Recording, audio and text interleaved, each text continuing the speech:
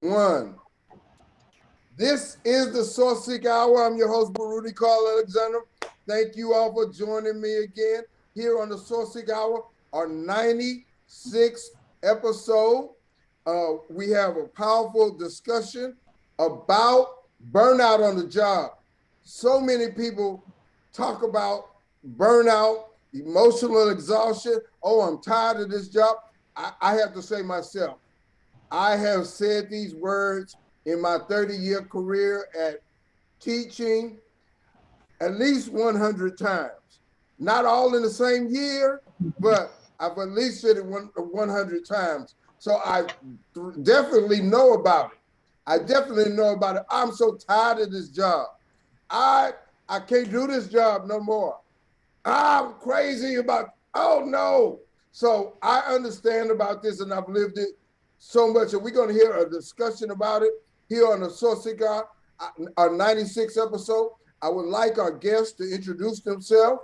Sister Kenisha, can you introduce yourself to the audience? Yes, hello everyone.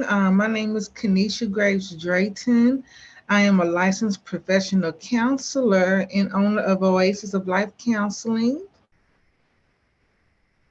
Thank you very much. Uh, and I promise you, ladies and gentlemen, she's going to have a lot to say about this subject. And we may have a little difference of opinion, but that's all right. That makes the world go round. Sister Tanya Nixon, can you introduce yourself? Yes, hello everyone.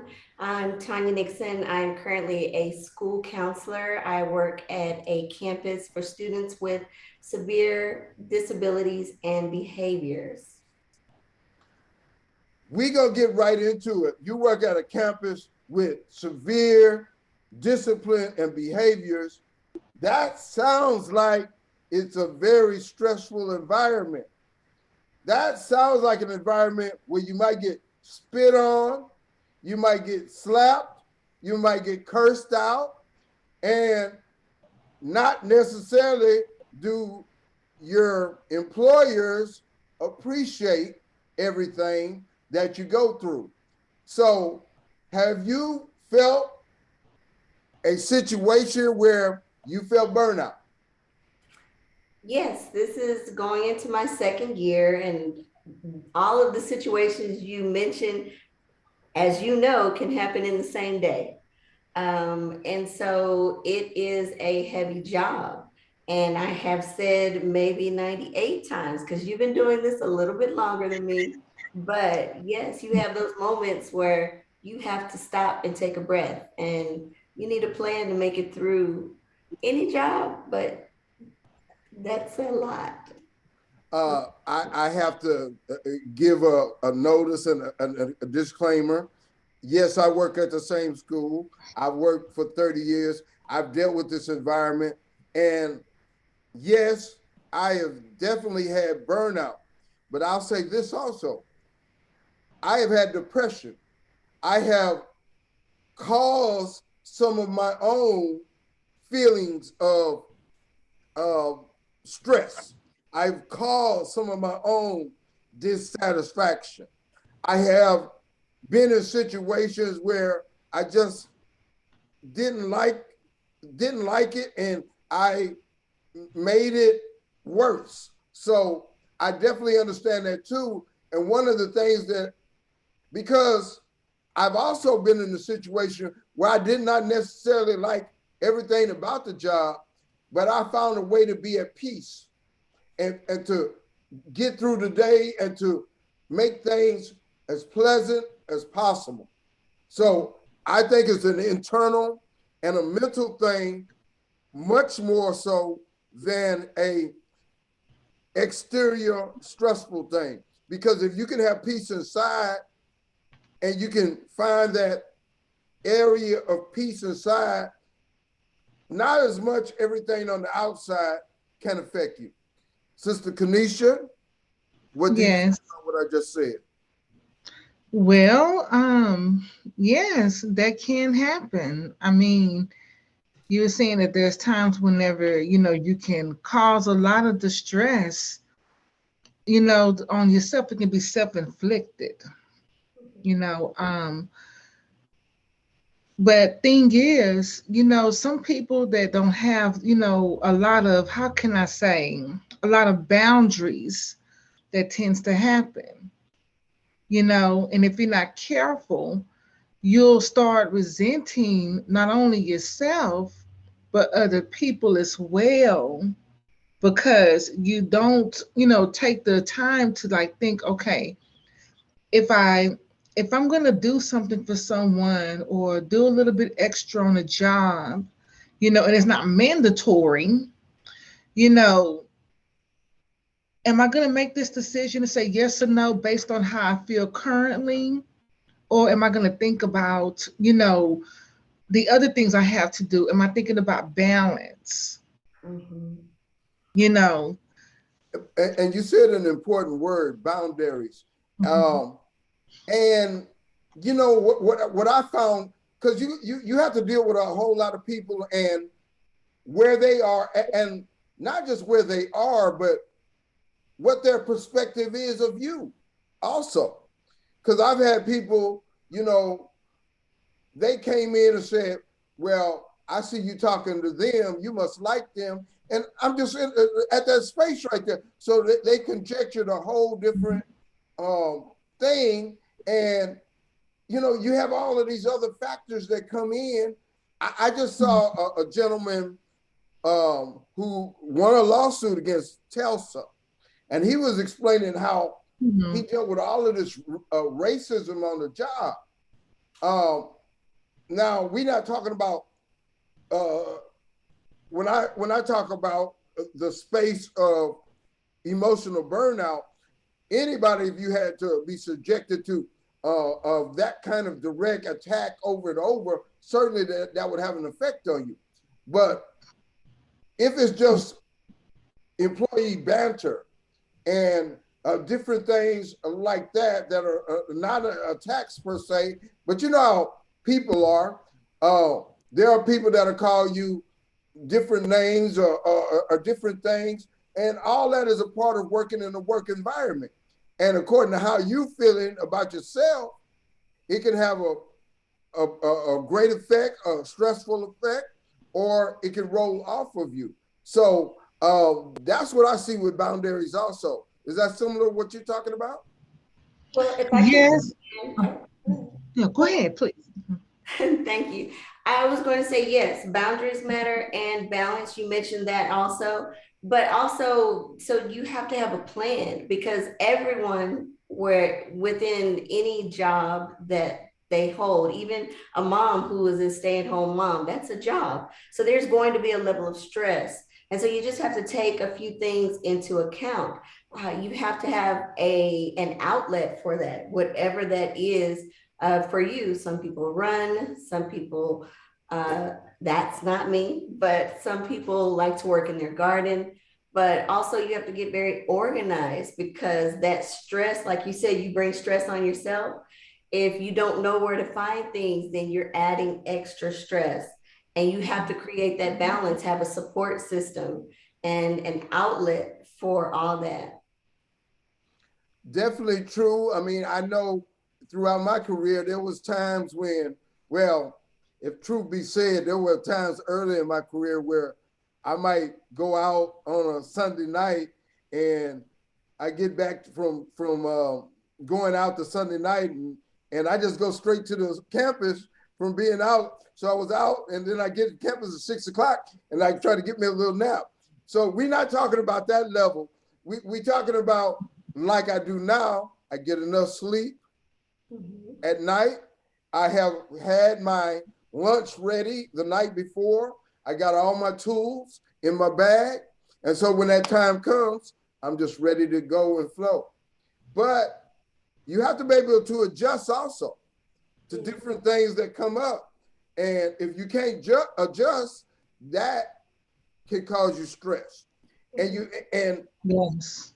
not being able to deal with other people who may not be going along with your plan, that can cause you stress also. Sister Kenisha, you want to comment? Oh no, actually, Miss Nixon had pretty much said what I was gonna say about that. That's so true. And then, just knowing how to say no, Yes. being able to say no, or let me get back to you whenever I can. Yeah, Sometimes you and need to say, taking a moment. I'm sorry. no, Yes, you that's a great minds think alike. I hear, but also don't. taking a moment, like you said when you spoke about boundaries, taking a moment to stop and think and consult your calendar before you respond to a request for help, and Mhm. delegate and know that you don't have to be the savior, and train someone else, so there's so many things, but we always have to stop and reevaluate. Okay, if this is really stressful, what can I do to lighten this load? The job is going to be here. Those kids are going to show up every day when they choose to. But you have to find a way to manage it to the best of your ability. And like you said, planning, eating right, all those things are factors. And even in a work environment, in a school environment, I come back to this because people can be a major area of your stress. I have to say I've worked with several partners. As a teacher, I've worked with assistants. 90% of the time, my assistants, we've got along well, very well. But there have been a couple of occasions. Uh, for instance, I'm gonna give you an example. Uh, One assistant didn't like that I walked in the front of the kids, and she said I walked too fast. Like I would walk ahead of the kids and walk ahead of the class, and I walked too fast, and I didn't necessarily wait on her. She didn't particularly like that, but that was my particular style. But in most cases, I'll listen to what the person says, and if it's possible to adjust it. But a lot of times I have a reason for doing that over my years I have learned that is an effective method. And so we got into it even a little bit more because she started giving the impression she thought I was sexist and different things because I guess I carried myself with confidence. When somebody presents a image that they have of you that is not the image that you have of yourself. For instance, I had a situation where this person said I'm having a disagreement because I like this person I'm having a disagreement with, and this was a person that was going to make the decision. Let's just say a principal, and she said this is why I had a disagreement with the other person, not looking at what the disagreement was about, but not knowing who we are, she conjectured this, and that became an issue. So, how do you deal with situations like that and not cause yourself stress?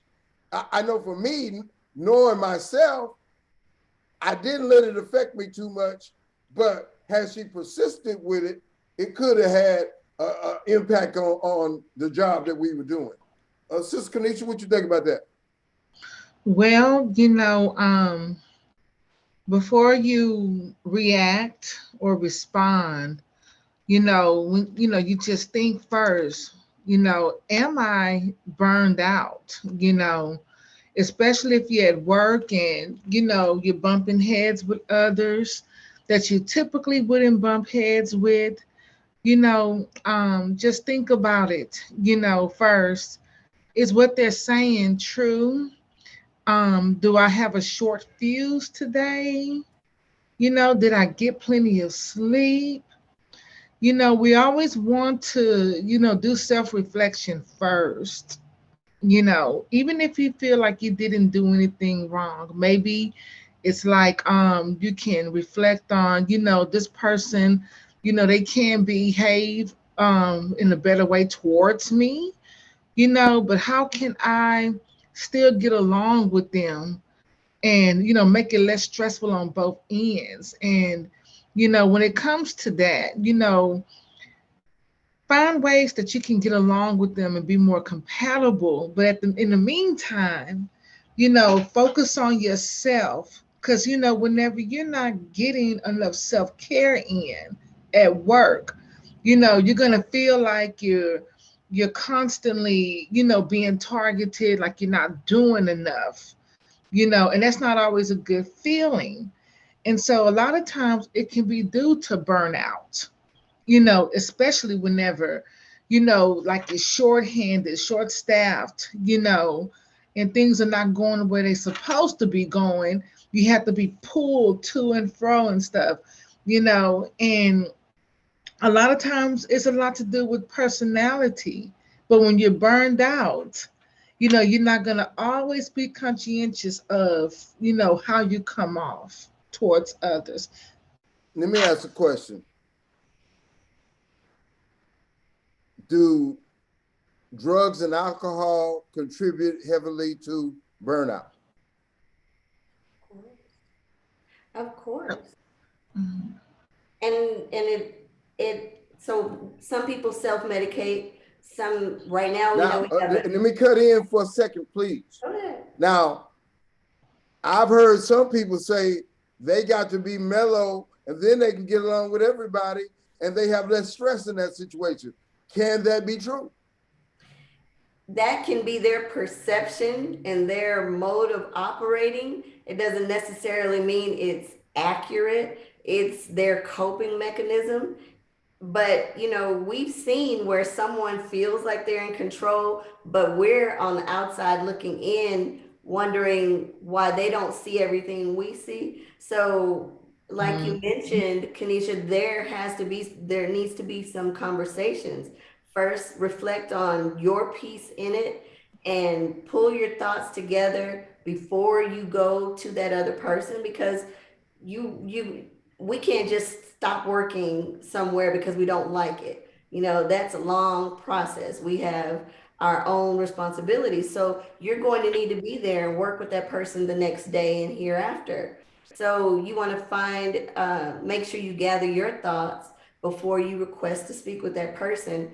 And if that doesn't go well, if you can't find a consensus, then that's when you take it to the next step. But you're right.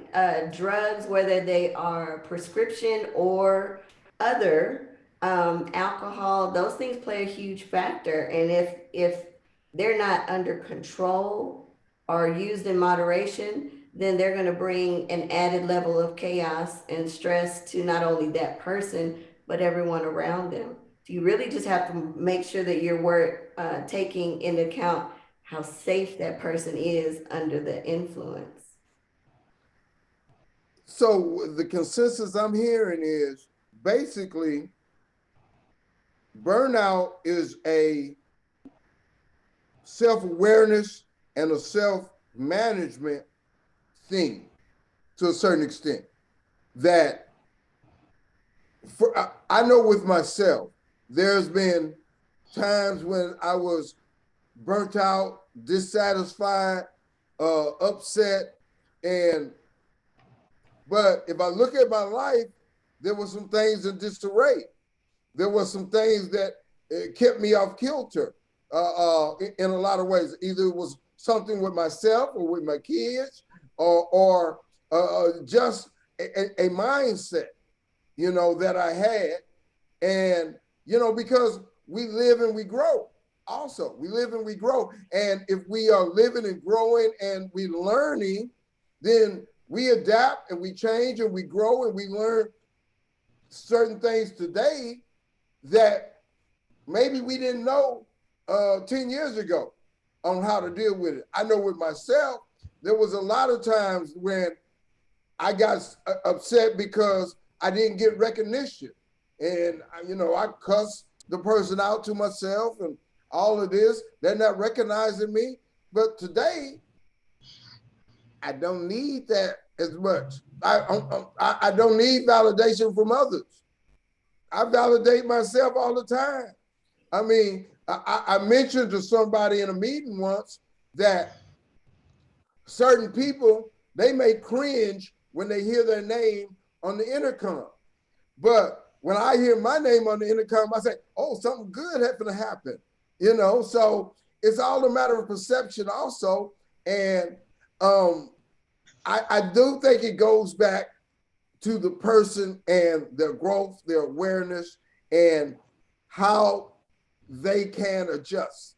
How do you feel about that, Sister Kenisha? Yes, well, In it can other be words, tricky. I'm gonna say this: to a certain extent, burnout can be a cop out, but I'm not saying you just got to keep putting up with something that is wrong. But you can survive that and have a better attitude, and then look for maybe a better opportunity. I'd like to add, so what you said, burnout, so all of that can be the case, but sometimes there are so many things coming from so many different directions. And right now with COVID, there are there's so many factors that are out of our control. And then you add on to our daily stress and our home life and all of these things. So sometimes it just takes someone from the outside to recognize, hey, I notice this is going on. Sometimes we're just trying to stay afloat, and we might feel we're burnt out, but we don't even know how to stop and take a moment and fix it. And so that's where your support system comes in, or someone sees that you're struggling, or can I help, or you know. And so there are so many factors, but I think that in everything we do, you have the opportunity to get to that level, and it can be prevented by making sure you're eating right, having all of the things that we've discussed. But also, I'd like to bring up another topic, and I think I shared it with the campus this past week: compassion fatigue. When caregivers are taking care of someone else who may have a disability or an injury or physical, emotional disability, you're taking on someone else's trauma along with your daily stress and your job. And so that's something to pay attention to also. And the biggest piece, what like you said, the consensus, what I'm hearing is just being able to stop and reflect. And maybe we have to just kind of set a time in our calendar where we stop and say, where am I? What do you think? And you mentioned COVID, and you mentioned caring for others. What I have found is, I'm not necessarily worried about getting a top attendance award. I'm more so concerned about, of course, I'm concerned about those who I'm caring for. And I want them to be cared for and get the best of my care that I can. But I'm also going to stop and take care of myself. If I need to go to the doctor, I need to take my children to the doctor. I'm not going to have any qualms about doing that. Now, I'm going to do the best I can while I'm doing my job, but I also know that I got to take care of myself. And, you know, that sometimes can go into that validation. When you're so concerned about the validation from others, that can mess with you. And a lot of us get caught up that we want this person to see us and pay attention to us and recognize us. And that can be a cause for dissension sometimes when your mind is on that. Now, all of us want to be appreciated. We all want to be appreciated, but you could go through a whole year and want this person to appreciate you, and they will never appreciate you the way you want. And that's just life.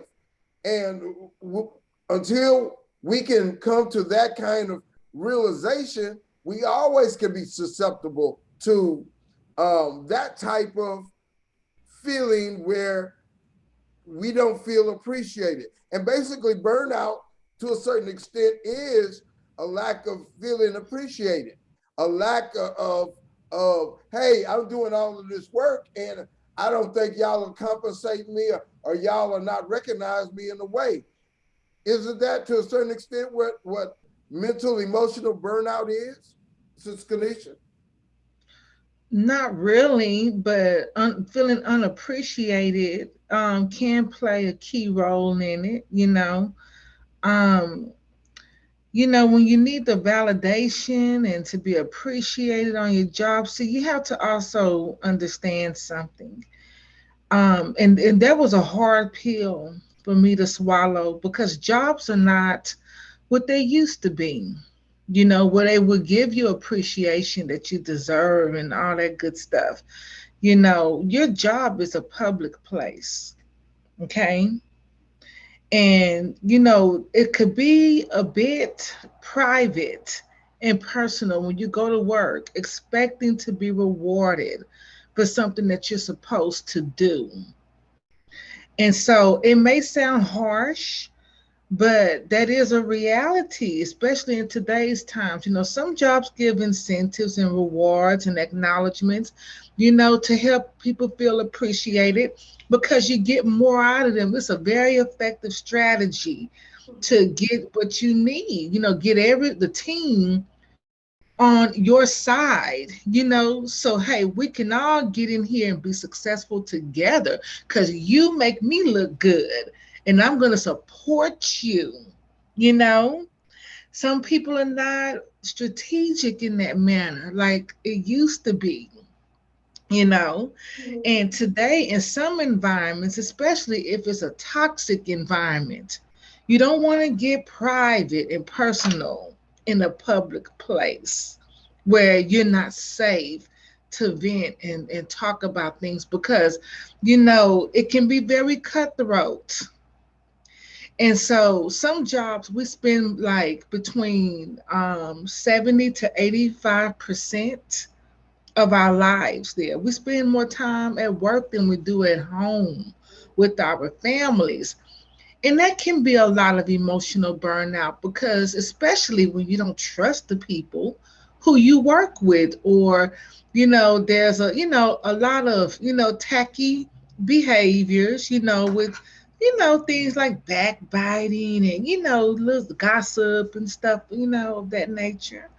But that's a lot of emotional distress and compassion fatigue. And I know just like mental health professionals, teachers can have compassion fatigue as well. Yeah. I see it pretty often. Hmm.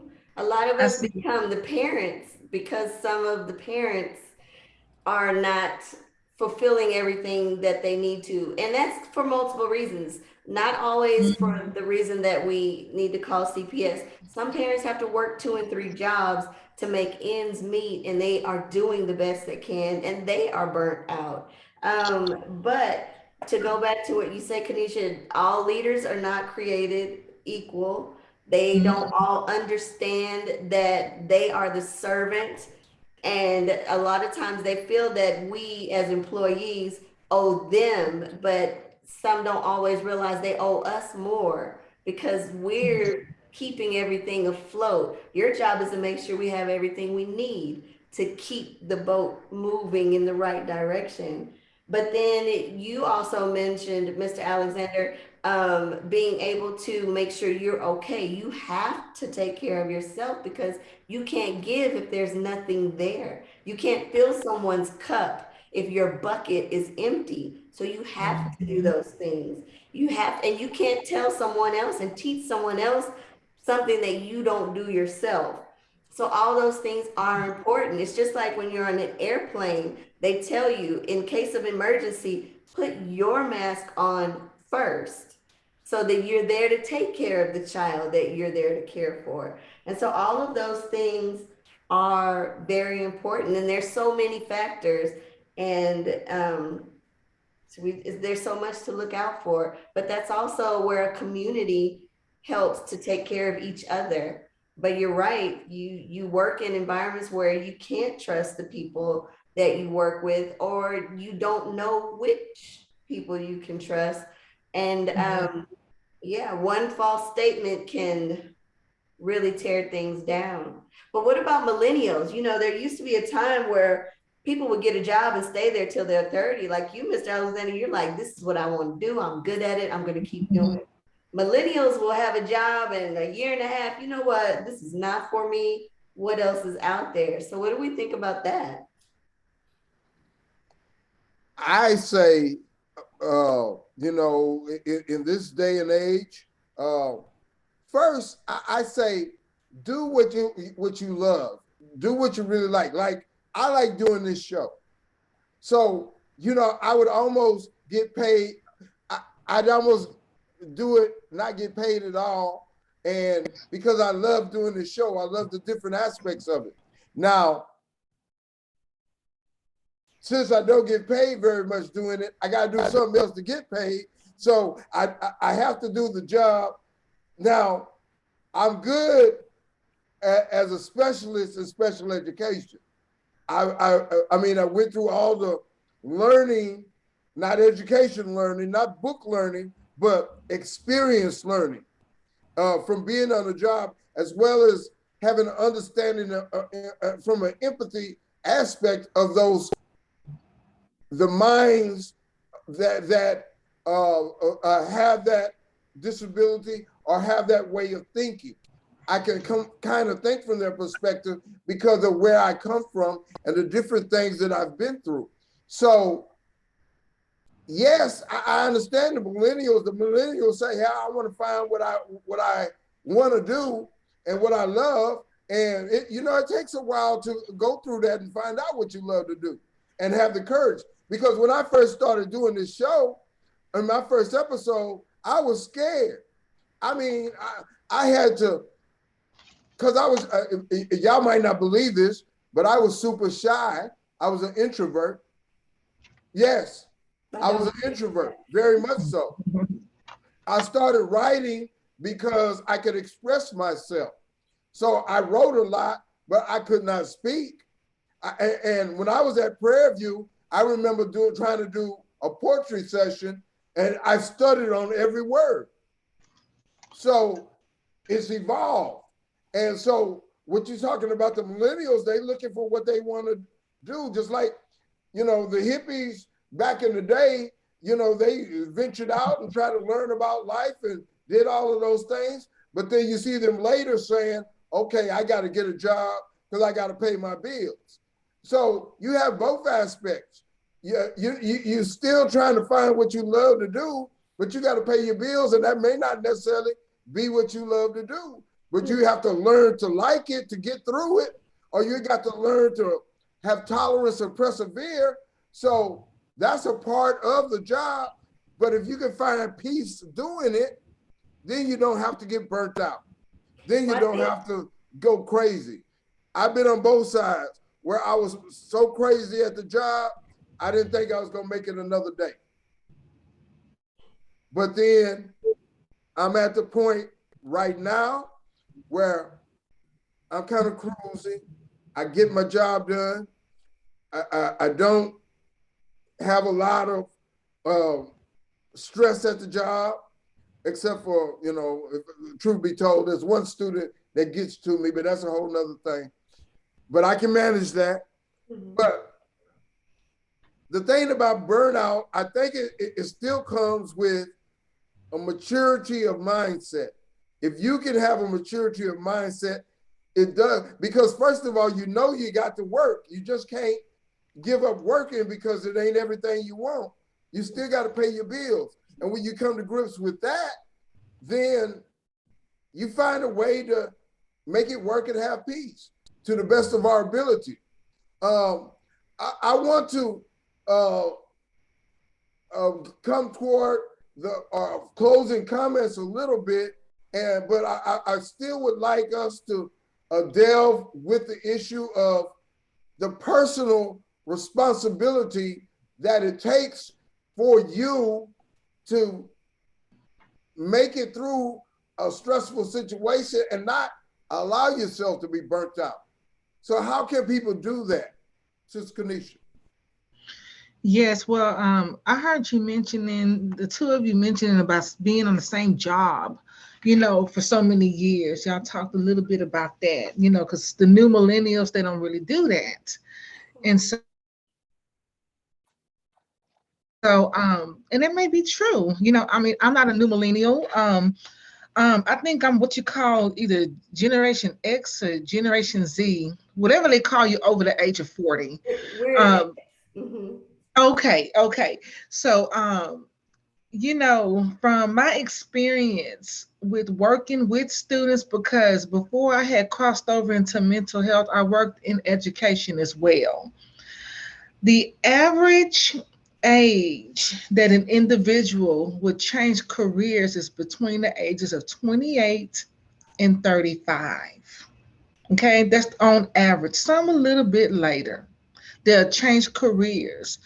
And see, a lot of times burnout will kind of overtake you because you're putting all of your eggs in one basket. You have many talents, you know. But see, if you have that fixation on, I have to pay my bills, I have to deal with this, I have to deal with that, that is like a mental prison. No, you don't have to do anything if you really think about it. If you structure your life in such a way to where you learn how to say no, you know your worth, not allow others to take advantage of you, and explore your other gifts and talents and utilize those skills. It can open doors for you. And see, you get burned out because also you're relying on one source of income. I encourage people to broaden their horizons. Um, if you like to do things like sew, sell clothing, take pictures. If you can't afford it, for example, go to the pawn shop and purchase yourself a professional camera and practice. You can do those kind of things on the side. Turn your hobby into a business, a side business. Find things that make you happy, and learn how to bring in an extra income with it if you possibly can. It's all up to you. You could probably do it just for fun, you know. And so a lot of millennials, they're taking advantage of that, um back in the days whenever I was growing up, that was the ultimate goal. You go to work, when you go to school, college, go get you a job and you stay there, retire at 55. Then it was 55 when you retire. Right. So I used to hear my grandmother saying it all the time, and then just, enjoy your life after that and get your Social Security, I, but I, then, I, I will say this, from looking at the news reports and everything, what COVID did to a certain extent is, of course, a lot of people lost their jobs and then transferred to other jobs. And then, a lot of people, they finding different things to do besides just that job, and different things to do with their income. So there's a worker shortage. So people are saying, okay, I want to do different things. I don't want to be just tied to this job. Just like you're saying, um, hey, do something that you like to do. And if you can still pay your bills and do what you like to do, you should be a little bit happier and not boxed in. So I understand that. Part of what I do here with the Sourceseeker Hour, that's a thing that I love to do, and it makes everything flow a little bit better. I mean, I'm not boxed into just this particular job. I got other things. I write. I do a show. I do a whole lot of different things. Talk about sports, talk about music. So if you don't are not boxed into that one way, I think it's harder for you to feel burnt out. That's kind of what you're talking about, huh? yes, because you're utilizing each part of your life, and interests, rather. I say your interests. Talents. Yes, yeah, and talents, and see, when you're doing that, you're not so fixated and bored, because routine can cause burnout. You're doing a job one day and get prepared to do it all over again the next day. That's not giving you something to look forward to, And you know? grow. You know, Yeah. sometimes we grow, but we don't recognize that and find that next level to move to so that we can continue that passion that we had. We end up in a rut, like you said. And I like the idea of the millennials. I think that's how they prevent that burnout. They diversify.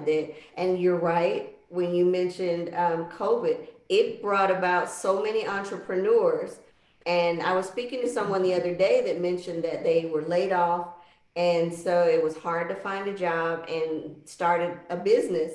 And then when the market got a little better, he got a job and then realized he couldn't work for anyone anymore. And so he had to go back and he realized there were other things that he could do. So you, Kenisha, you mentioned that those multiple streams of income, and it gives you that flexibility to move around. And like you said, Mr. Alexander, you do many, many things, and it's you have support. You create your own support. Most definitely. We're going to come to the final aspect of our show. We've had a lot of interesting discussion here on the Sourceseeker Hour, our 96th episode.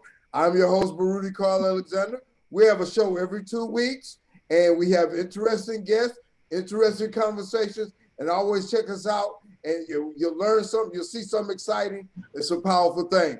We're toward the end of our show.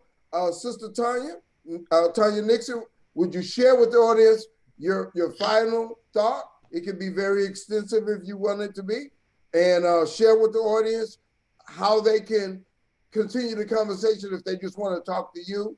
If they want to do that, tell them how they can reach you, and share your final thought on the Sourceseeker Hour. Okay. First of all, thank you so much for allowing me this opportunity to share. Very small world. Kenisha and I work together also. And so networking is also important, and knowing how to connect and network and reach out to people that you've worked with. So some of the things we talked about today were creating that balance, making sure you're healthy, eating right, working out, paying attention to what's going on in your life, having a support system, and just always looking to better yourself. Don't stop and get in a rut and accept where you are, because that also will lead us to burnout, because you're like, why am I doing this? Sometimes you have to have, sometimes we're in a position where we just make just enough to take care of everything. You have to have that one thing. When I struggled, I just said, I have to get my nails done. I work to get my nails done. Well, we know I was working to pay the rent and all that, but focus, set a goal, and achieve it. When you achieve that goal, move it, set another goal, and keep moving. I have enjoyed the time I've spent. I am Tanya Nixon. You can find me on LinkedIn.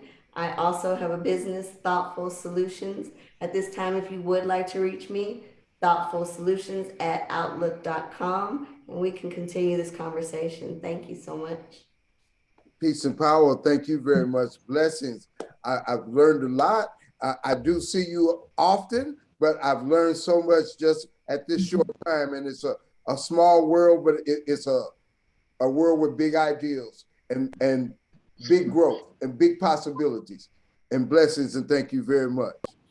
Sister Kenisha, can you share your final thought? And then, as always, tell them about Oasis of Life. Yes. Yeah, I want to end saying that, remember, not everyone or everything is your assignment. You don't have to take on every assignment that comes your way or an opportunity. Remember that you need a break, from time to time. There's no such thing as Superman or Superwoman. That's just a perception. You're a human being, and make sure that you take care of yourself before you're able to pour into others.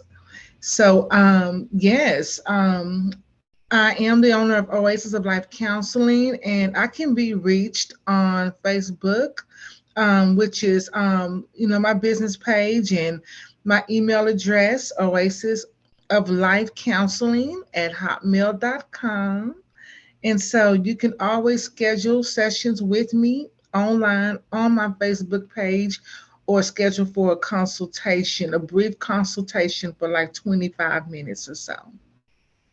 Blessings, peace, and power. This was a very powerful show. We talked about burnout. We talked about diversifying, which is probably the most important thing to prevent yourself from being burned Mhm. out. And a lot of information. Join us in 2 weeks on the Sourceseeker Hour. We will be talking about men who show little emotion and the women who encourage them.